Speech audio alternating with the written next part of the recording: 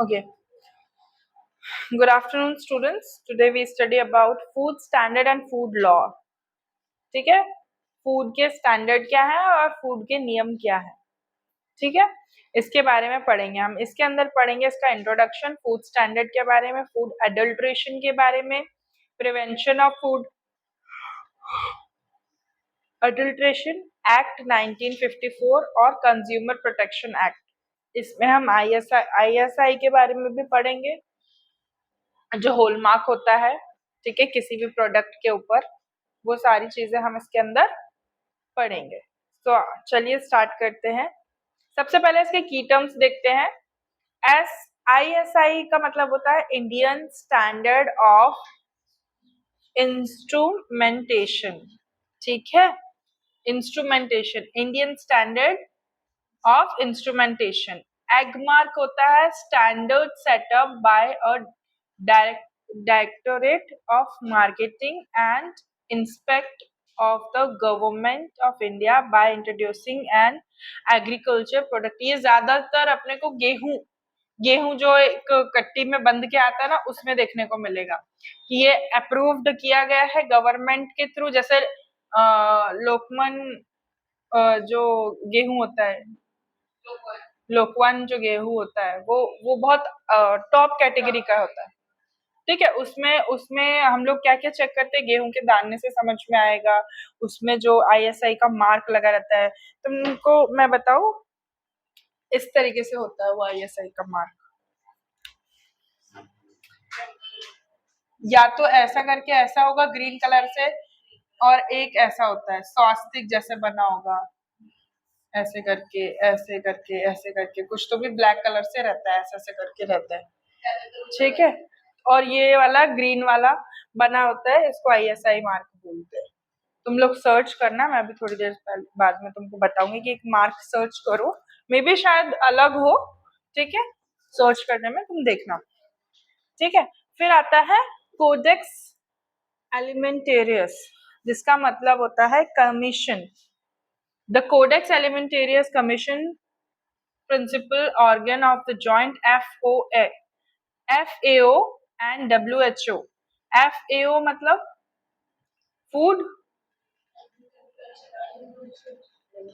Food agriculture organisation,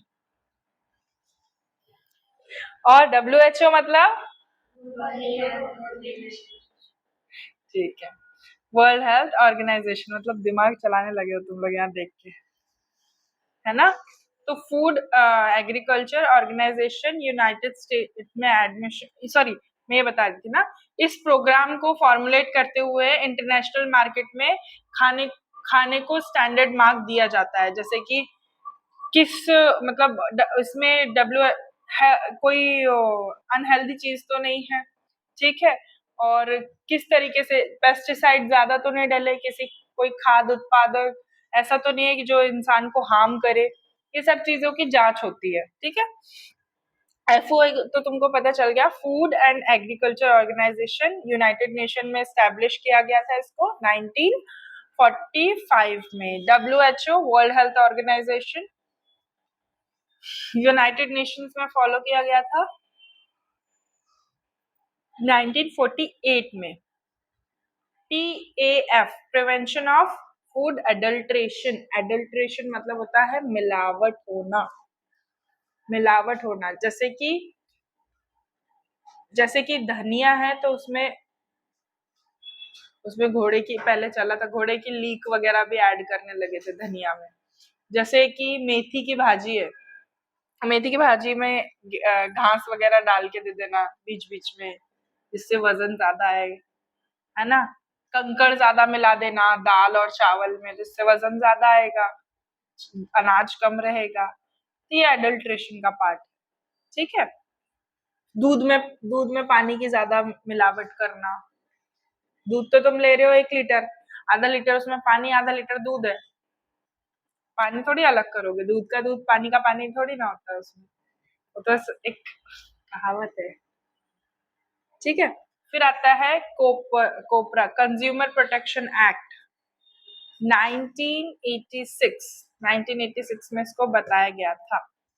तो चलो हम सबसे पहले फूड स्टैंडर्ड से बात करते हैं, ठीक है। फूड स्टैंडर्ड 15.2 सब हेडिंग उसकी है, ठीक है। तो bureau of India standard ISI standard, इस कमिटी ने रिप्रेजेंट किया था गवर्नमेंट को कि कंज्यूमर और इंडस्ट्रियल फॉर्मुलेटेड इंडियन स्टैंडर्ड ये बताएंगे आईएसआई मार्क को, जैसे कि पैकेजिंग फूड आया है, ठीक है। तो इंडस्ट्रियल साइट्स में वो पैकेजिंग वो बना है, जैसे इंडस्ट्री में बना, इंडस्ट्री इन द सेंस की उद्योग जहाँ पे ये बनता है ना, क्या बोलेंगे इसको, जहाँ पे बनता है, जहाँ पे मैन्युफैक्चर होता है उसको क्या बोलते हैं, मील वगैरह क्या बोलते हैं। जैसे कपड़ा है, कपड़ा बन रहा है कहाँ पे, तो उसको क्या बोलेंगे, फैक्ट्री, फैक्ट्री है ना, फैक्ट्री अलग हो जाएगा, मील अलग हो जाएगा समझाने के लिए, तो ठीक है। तो जो फैक्ट्री होती है ना बच्चों, फैक्ट्री में क्या होता है, जिस फैक्ट्री में ये मैन्युफैक्चर्ड हो रहा है, बन रहा है, ठीक है, उस फैक्ट्री वाले लोग, वो सारी जितनी भी इंडस्ट्री है, अब एक एक कंपनी है, उसकी फैक्ट्री होती है, जैसे कि फॉर एग्जांपल जीएसवीपी एक कंपनी है, ठीक है। अब जीएसवीपी के अंदर सब हेडिंग्स आती है, अब जीएसवीपी में नर्सिंग क्लासेस होती है, जीएसवीपी में ट्रेनिंग सेंटर होता है, जीएसवीपी में ब्यूटी सेंटर है, जीएसवीपी में अपने ये फायर वाला जो वर्क है वो होता है। मतलब ये क्या है, एक कंपनी है, कंपनी जो एक इंडस्ट्री है, उसके अंदर अंदर बहुत सारी चीजें होती है, बनती है ना। तो वैसे ही एक कंपनी में बहुत सारे, कोई बिस्किट बना रहा है, ब्रेड भी बन रही है, बहुत सारी चीजें बन रही है ना। तो अब ये जो चीजें बन रही है, ये सरकार के नजर में है।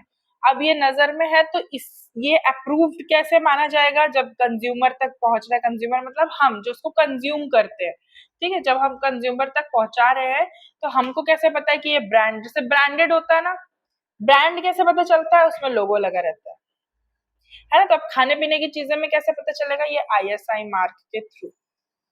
समझ में आया, आईएसआई मार्क।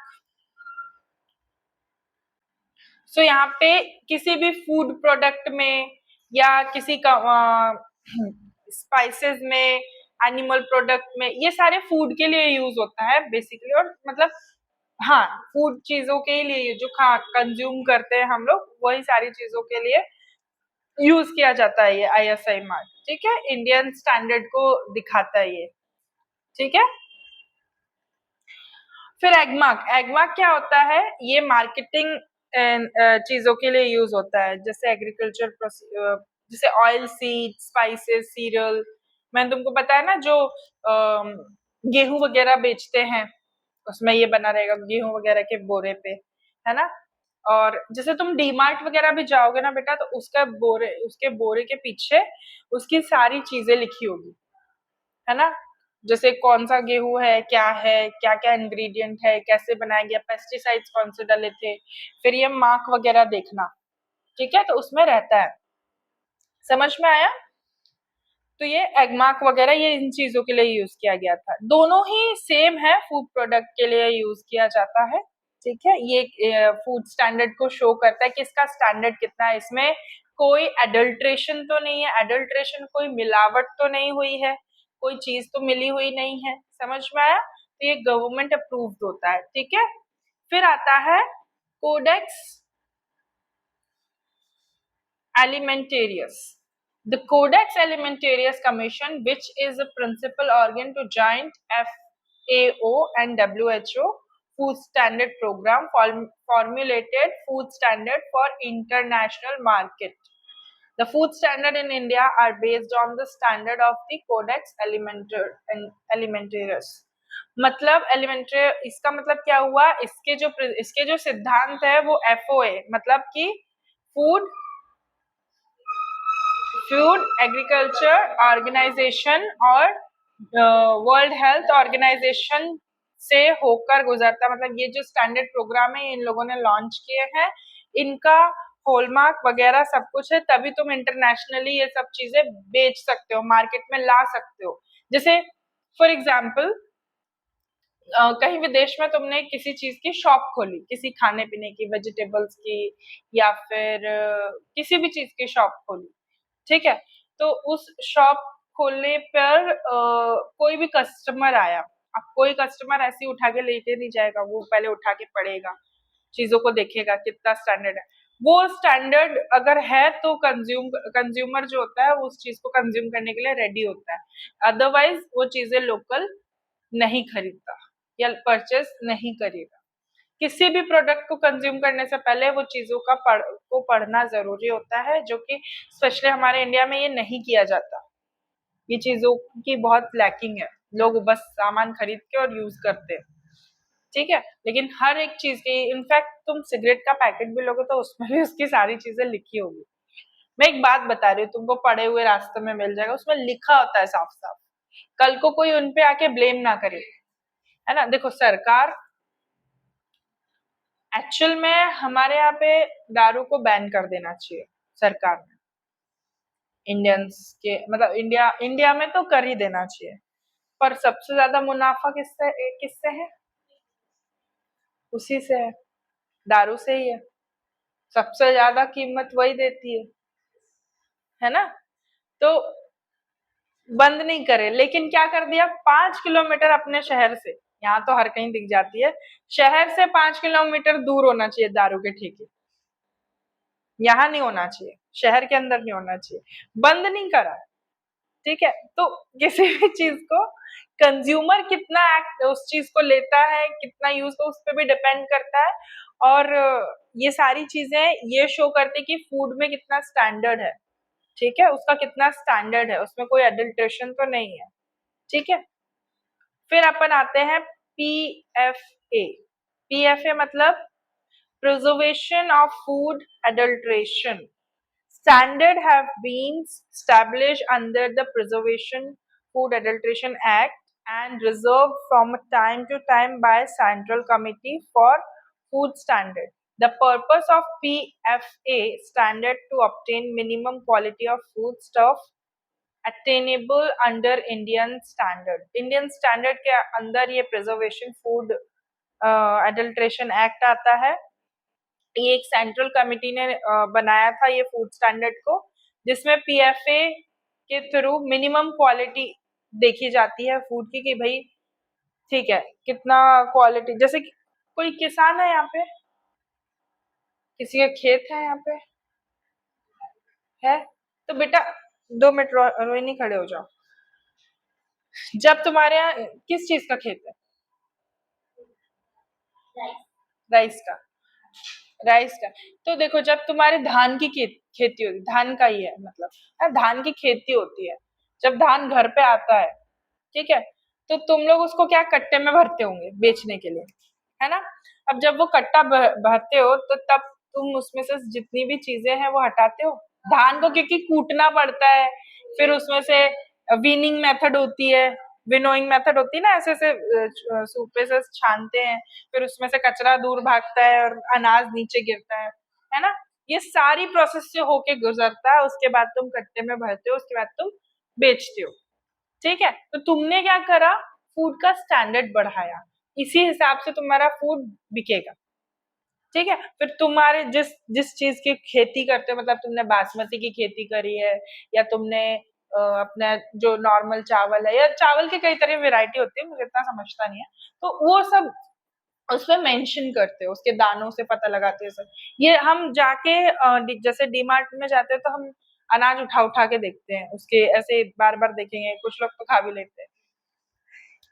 तो है ना, उसकी क्वालिटी चेक करते हैं। तो हम ये सब क्यों करते हैं?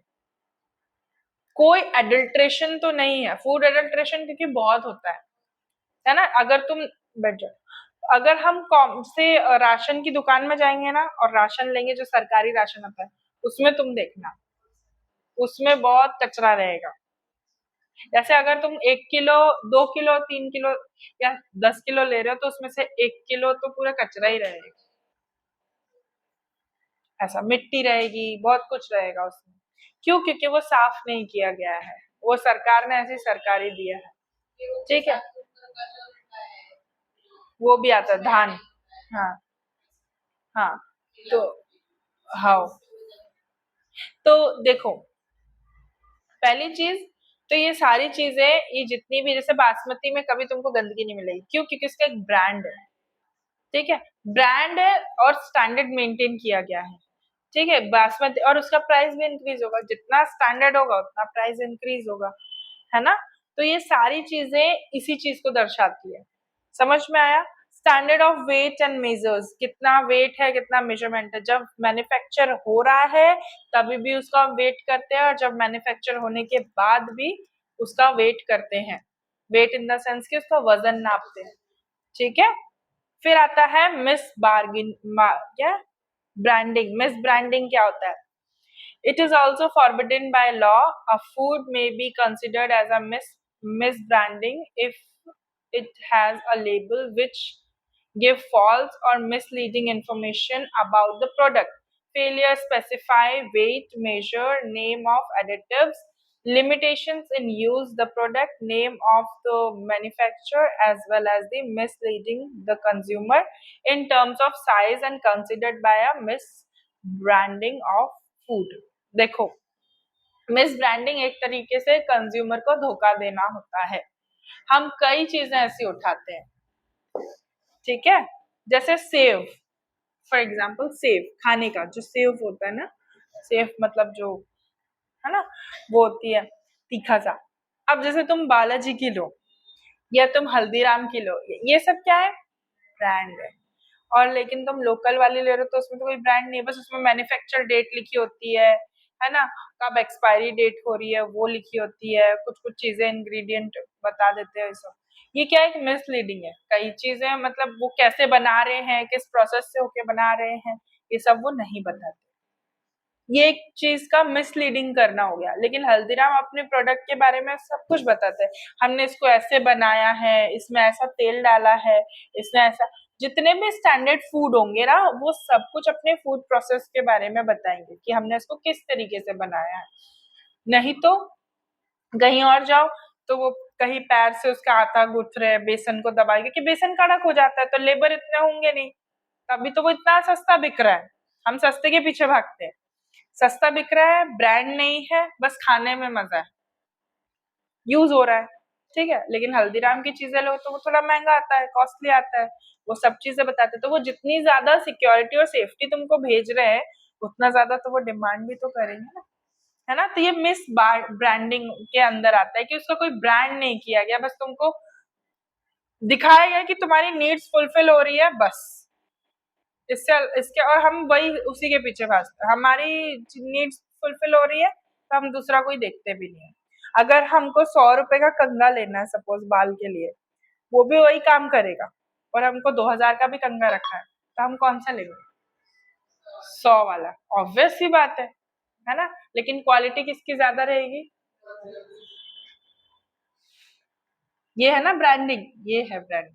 हम क्या करते हैं? मिसलीडिंग करते हैं, मिस ब्रांडिंग करके चीजों के पीछे भागते हैं खुद ब खुद।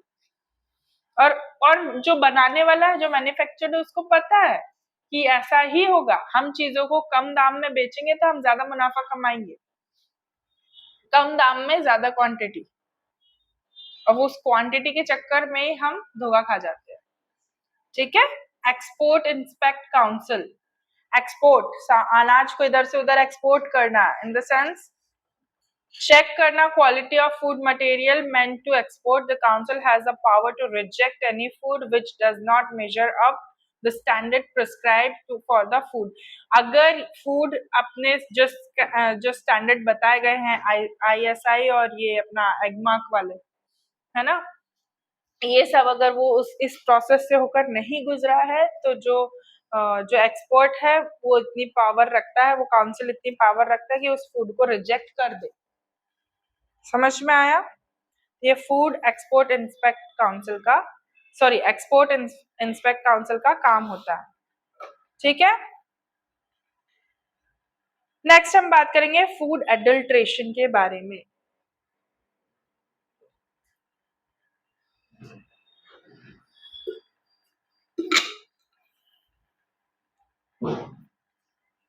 Now, what is food adulteration?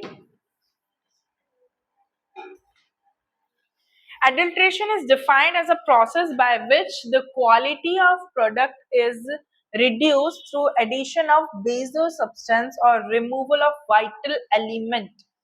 Adulteration consists of a large number of practices, for example, mixing, substitution, concealing, sorry, concealing, putting up composed food or sale, or misbranding, giving false label, and addition to toxicants.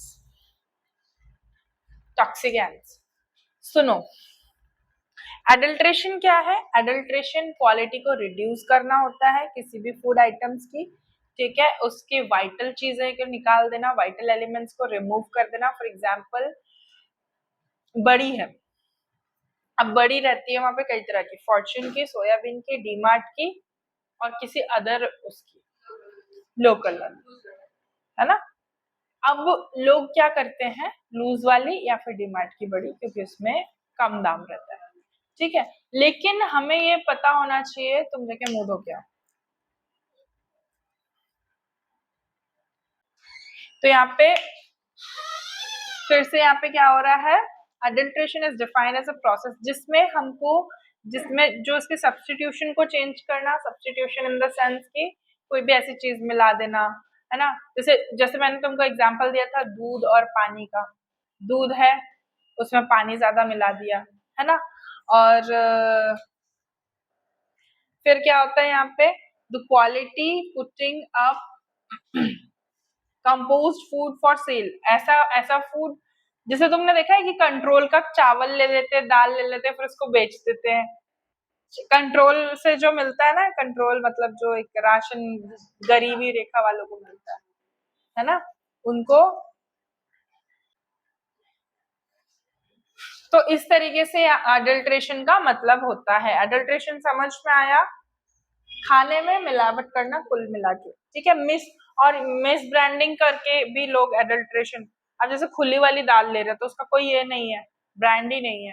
Tata संपन्न की दाल लो तो उसका कोई brand है ना। और Fortune की लो दाल तो उसका कोई ब्रांड है ना। आशीर्वाद की दाल लो तो उसका कोई ब्रांड है, बाकी और किसी चीज का ब्रांड ही नहीं है ना। तो ये सारी चीजें, अब मैं ये चीजों को प्रमोट नहीं कर रही हूँ कि तुम ये ले लो, है ना, मैं स्पॉन्सर्ड नहीं हूँ कि मुझे पैसे मिले होंगे इसको चीज को प्रमोट करने के लिए।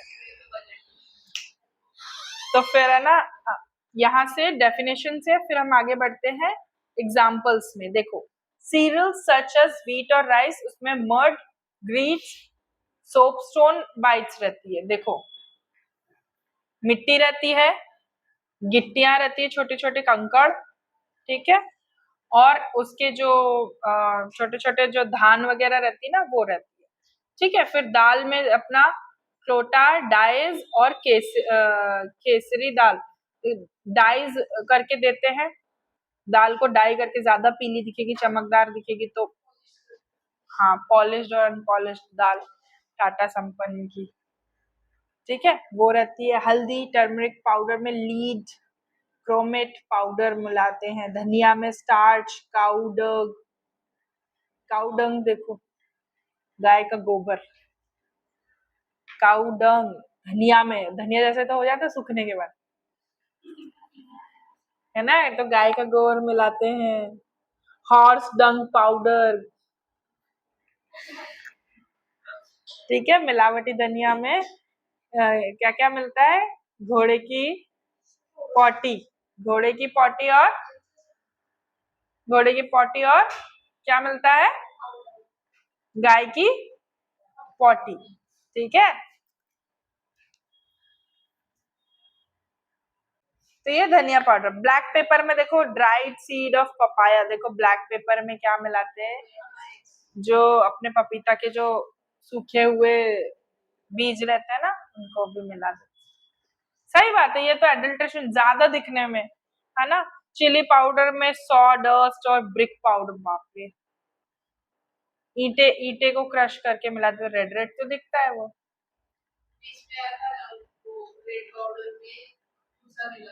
हाँ हाँ हाँ हाँ,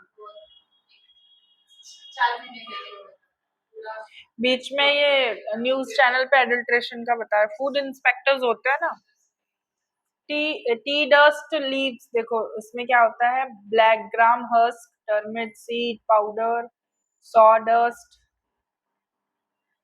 और used tea dust in the sense की चाय पत्ती, चाय पत्ती का जो चाय की जो पत्ती है हमने एक्चुअल में देखी है, उसका जो एंड प्रोडक्ट होता है ना, जो उसको बिल्कुल क्रश करके में निकलता है, वो हम कंज्यूम करते हैं।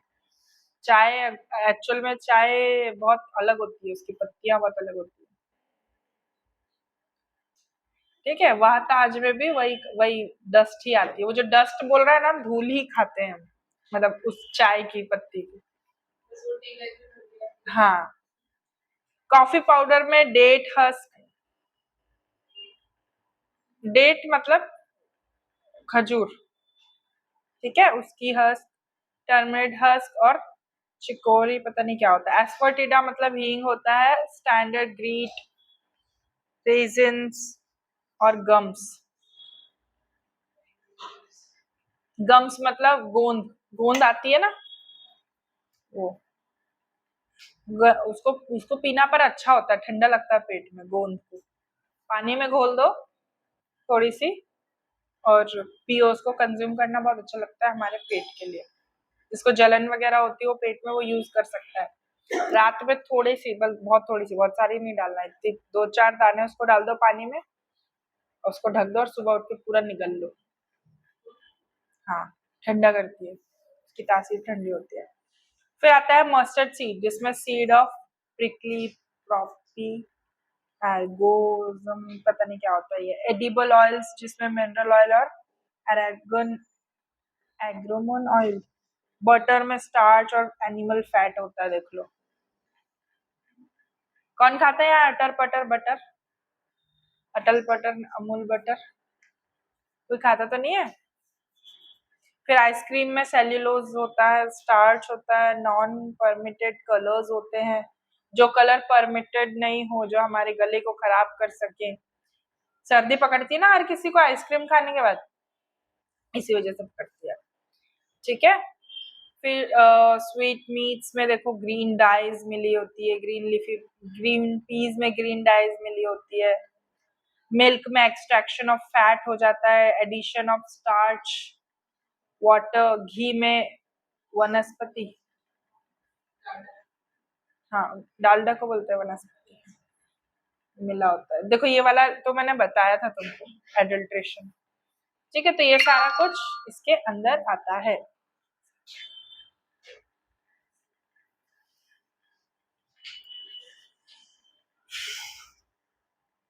फिर आता है प्रिवेंशन ऑफ फूड एक्ट, खत्म। फिर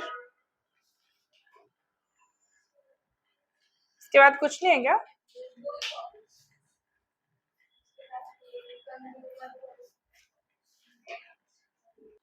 ओके, तो अभी कहा था prevention of food adulteration act पढ़ते हैं। ये इनेक्टेड हुआ था, इनेक्टेड मतलब जब लॉन्च हुआ था, बना था, कब एक्टेड हुआ था? इंडियन पार्लियामेंट में 1954 में। इसके ऑब्जेक्टिव क्या थे? ensuring pure and wholesome food to the consumer and protect them for a fraudulent and deceptive trade practices and prevention of food adulteration. PFA Act was amended in 1964 to 1976 and lately in 1986 to make the act for more straightening a minimum imprisonment of 6 months with a minimum fine ₹1000। कुछ नहीं, मैं तुमको in short बताती हूँ कि ये एक central committee food standard से बिलोंग करता है, जो कि सेंट्रल गवर्नमेंट के अंडर में आता है। इसने ये एक्ट को निकाला, सीधे हाथ रखो, इसने ये एक्ट को निकाला, ठीक है, ये एक्ट को लॉन्च किया। ज्यादा इसमें फूड लेबोरेटरीज के अंदर ये डिटेक्ट करते हैं कि कितना क्वालिटी का फूड है, कितने समय तक, कितने लंबे ड्यूरेशन में ये चलेगा, ठीक है, इसकी पैकेजिंग कैसी है, इसमें कोई मिलावट तो नहीं, मतलब ऑल अराउंड जब फूड को प्रिजर्व कर रहे हैं तो ये सारी चीजें उसमें देखना है कि इसमें मिलावट तो नहीं है, कितना लॉन्ग ड्यूरेबिलिटी है इसकी, कब मैन्युफैक्चर्ड हुआ था। ठीक है, तो ये एक सेंट्रल लैब में जो गवर्नमेंट की तरफ से बनाई गई है उसमें ये डिटेक्ट होने के लिए जाता है। उसमें प्रिजर्वेशन एक्ट के थ्रू ये सारी चीजें लागू होती है, जिसमें हमारे इम्पोर्टेंट कंपोनेंट्स होंगे, कौन सी सर्विसेज उसको देनी है, कौन सा उसमें ये मार्क रहेगा, ये जो मैंने तुम लोगों को पढ़ाया है वो सारी चीजें। ठीक है, तो ये वर्ल्ड वाइड सभी जगह पे फॉलो किया गया है, मतलब इंडिया में जितने भी चीजें हैं उस इसके अंडर में प्रोसेस होके जाती है। जो भी फूड हमारे तक आता है अगर वो लॉन्ग ड्यूरेशन के लिए प्रिजर्व करना है तो ये सारी चीजें उसमें फॉलो होगी। इसमें आईएसआई मार्क होगा, उसमें एग मार्क होगा। अगर जैसे गेहूं गेहूं हम लंबे समय तक रख सकते हैं ना, तो उसमें ये सारी चीजें प्रिजर्व करके रख रहे हैं, तो उसमें वो सारी चीजें, क्योंकि गेहूं में घुन भी लग सकते हैं, गेहूं को खोखला बना सकते हैं, तो ऐसी चीजों से मतलब उस वो ये सारी चीजें उस पर अफेक्ट ना करे, तो उसमें कोई कुछ ऐसी चीजें मिलाना जिससे हमको हार्म ना हो पर इंसेक्ट्स को हार्म हो, है ना। तो प्रिजर्व करने के लिए उनकी सेफ्टी मेजर्स को बरतना, सेफ्टी बरतना, ताकि वो चीजें लॉन्ग टर्म तक काम कर सके। समझ में आया? तो ये प्रिजर्वेशन फूड एक्ट एडल्ट्रेशन वाला ये कि उसमें किसी भी तरह की मिलावट नहीं होनी चाहिए। ये लेबोरेटरीज में टेस्ट किया जाता है, जब फूड आता है उसमें किसी भी तरह की मिलावट नहीं होनी चाहिए। ठीक है, नहीं तो उसका लॉ क्या है, एक्ट, ये कब लॉन्च हुआ था, 1954 में। ठीक है, उसका ये लॉ है, मतलब तुम किसी पे भी वो कर सकते हो, केस कर सकते हो अगर तुमको मिलावटी खाना देता है तो। Food adulteration is a social evil, एक शैतानी फॉर्म हो जाता है फूड एडल्ट्रेशन, उससे कई लोगों की जाने जाती हैं, है ना। किसी भी फॉर्म में, चाहे वो आइसक्रीम खा के, चाहे वो पेप्सी खा के, किसी भी फॉर्म में मिलावटी कोल्ड ड्रिंक्स पी के लोगों की जाने जाती है, पॉइजन क्रिएट करता है ना। पब्लिक में ये सब फूड इंस्पेक्टर रिस्पॉन्सिबल होते हैं, अगर ऐसा होता है तो फूड इंस्पेक्टर रिस्पॉन्सिबल, क्योंकि उनके अंडर कंट्रोल में होता है। और ये ऐसा इसलिए होता है कि लैक ऑफ अवेयरनेस, मतलब उन तक इतनी अवेयरनेस नहीं होती है। ठीक है, डेंजर उनको पता नहीं है कि एडल्ट्रेशन के डेंजर कॉजेज क्या है। ठीक है, और मेन चीज है कि वो इंटरेस्टेड नहीं होते हैं ये सब जानने में भी। मतलब अगर तुमको चीजें किफायती देखो, सब लोग सर्फ एक्सल और एरियल नहीं खरीद सकते, तो कुछ लोग क्या खरीदते हैं, घड़ी और व्हील। ठीक है, टाइड, सर्फ एक्सल, वैनिश, ये बड़े बड़े जो ब्रांड है वो नहीं खरीदते। ठीक है तो क्या खरीदते हैं, घड़ी और व्हील। ठीक है, चलो ये तो डिटर्जेंट की बात हो गई। खाने में कुछ लोग टाटा संपन्न, सफोला और फलाना ठिकाना वाली दालें नहीं खरीद सकते, तो वो खरीदते क्या है, खुली दालें। अब जरूरी है कि वो चीजें होलमार्क और वो सब बन के आई है, तो इसमें नहीं होगा, इसमें एडल्ट्रेशन हो सकता है, तो वो इंटरेस्ट भी नहीं लेते, उस चीज को दोबारा उठा के देखते भी नहीं है। नहीं, इतने समय से तो खा रहे, कुछ नहीं हुआ, हाँ कुछ भी नहीं हुआ, ऐसा नहीं हुआ, अरे हाँ तेरे पढ़ाई लिखाई उधर रख, हम तो ये कर लेंगे। वो ये क्योंकि वो डिसइंटरेस्टेड है, वो इंटरेस्ट ही नहीं दिखाना चाहते उस एडल्ट्रेशन में, वो खुद ही इन्वॉल्व होते हैं। फिर उनको कुछ होता है तो वो फिर चढ़ते किस पे, मैन्युफैक्चर पे, है ना। तो ये होता है उसमें कलर, और जब तक किसी चीज का महंगाई नहीं बढ़े तब तक उनको उनकी कीमत समझ में नहीं आती। समझ में आया? तो ये सारी एजेंसीज वॉलंटरी अवेयरनेस फैलाएगी, तब जाके लोग अवेयर होंगे, अदरवाइज वो डिसइंटरेस्टेड और अनअवेयर रहते हैं चीजों से। ठीक है, जो कि ये अवेयरनेस उनके अंदर वाइटल रोल प्ले कर सकती है कि भाई हाँ ठीक है, तुमको पता है एडल्ट्रेशन मिलावट क्या होता है। दूध को तुम वैसे पी रहे हो, एक दिन हो गया, 2 दिन हो गया, 4 दिन हो गया, दूध दूध नहीं, कभी क्या पता तुमको बकरी का दूध दे रहे। दूध तो दूध होता है, दूध किसी का भी हो, दूध को बढ़ाने के लिए वो कुछ भी मिला दे। तुमको गाय का दूध पचता है, भैंस का नहीं पचता, तो भैंस का मिला के दे दे रहे, कम पड़ गया तो पानी डाल के दे दे रहे। गाय के दूध पतला होता है, तो भैंस के दूध में थोड़ा सा पानी मिला देंगे तो वो बराबर कर देगा। समझ में आया? तो ये होता है एडल्ट्रेशन। अगर तुमको किसी चीज की अवेयरनेस नहीं है, तुम्हें पता नहीं है, तो तुम जैसे दूध के पैकेजिंग आते हैं तो वो पास्चराइजेशन मेथड से होकर गुजरा है कि नहीं, उसमें प्रिजर्वेटिव तो नहीं डला है, हमने पढ़ा था ना ये सब पास्चराइजेशन और ये सब।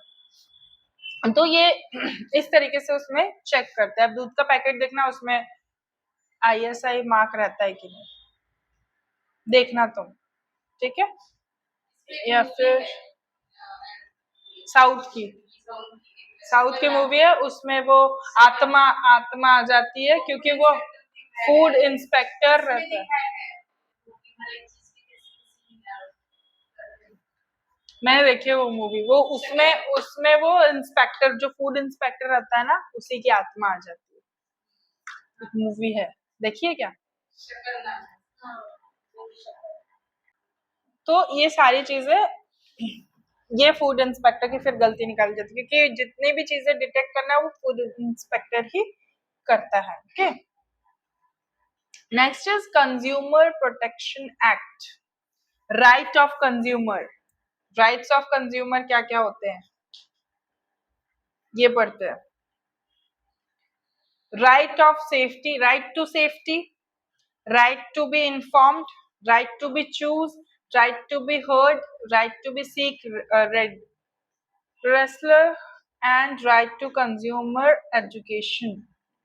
देखो, राइट टू सेफ्टी मतलब सेफ फूड प्रोडक्ट वो यूज करे, राइट टू बी इन्फॉर्म्ड, वो इन्फॉर्म्ड रहते हैं, सभी पैकेजिंग के बाहर उनकी सारी डिटेल्स लिखी रहती है। राइट टू बी चूज, आप चूज कर सकते हैं, जैसे दाल है तो दाल के कैबिन में बहुत सारी तरह तरह की दाल रहेगी, आपको जो चूज करना है आपको चूज करते हैं। राइट टू बी हर्ड, उसके बारे में सुन समझ सकते हैं, आपको जो भी है आपको बताया जाएगा। Right to seek redressal, redressal मुझे समझना नहीं, रेड रेसल में बताती हूँ, ठीक है। Right to consumer education, consumer की जो एजुकेशन, मतलब उसको पता होना चाहिए, वो अवेयर होना चाहिए चीजों से, ठीक है। फिर आते हैं मेन ऑब्जेक्टिव्स पे। मेन ऑब्जेक्टिव्स क्या है, बेटर प्रोटेक्शन, इंटरेस्ट रहना चाहिए कंज्यूमर को, ठीक है। प्रोविजंस, एस्टैब्लिशमेंट और काउंसिल की अथॉरिटीज रहना चाहिए, सेटलमेंट रहना चाहिए मैटर्स को, और लीगलाइजेशन होना चाहिए। कंज्यूमर जो भी चीज कंज्यूम कर रहा है, सीधे हाथ पर रखो तुम्हारे, जो भी चीजें कंज्यूम कर रहा है वो सब चीज की अथॉरिटी है उसको जानने और समझने की, ठीक है। फिर कौन कौन से लोकसभा के एक्ट के अकॉर्डिंग और ये सारे एक्ट के अकॉर्डिंग क्या क्या चीजें राज्यसभा लोकसभा में कब ये लॉन्च हुआ था, कब ये डिटेक्ट हुआ था, कौन सी चीजें किसी डैमेज से सफर हुई है, ये मेन ऑब्जेक्टिव में लिखा हुआ है, ठीक है। That's it for today. Class is ended.